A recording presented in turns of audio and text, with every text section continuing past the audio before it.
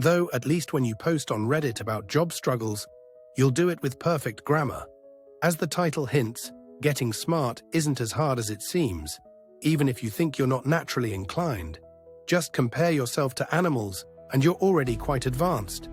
Though, at least when you post on Reddit about job struggles, you'll do it with perfect grammar.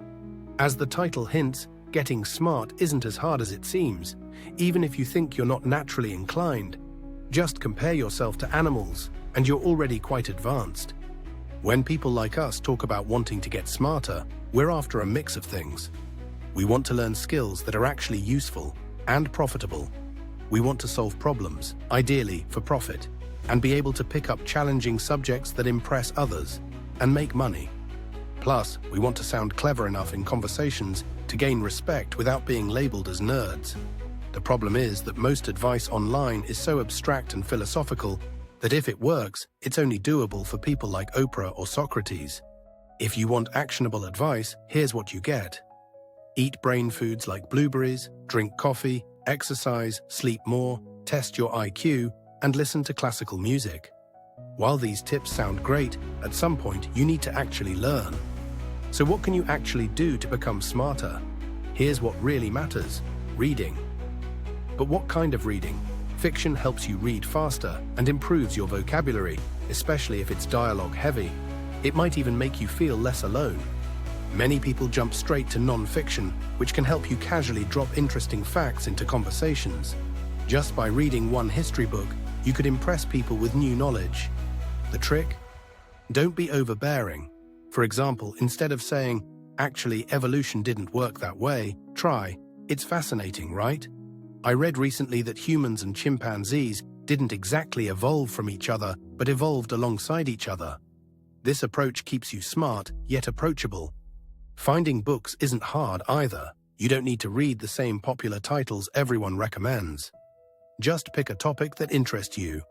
Say, cleaning, and Google books about cleaning. Most books cost money, but if you accidentally find one on a certain website and download it, you'll be ready to go. Not only can you now add interesting bits to conversations, but you can also learn practical skills.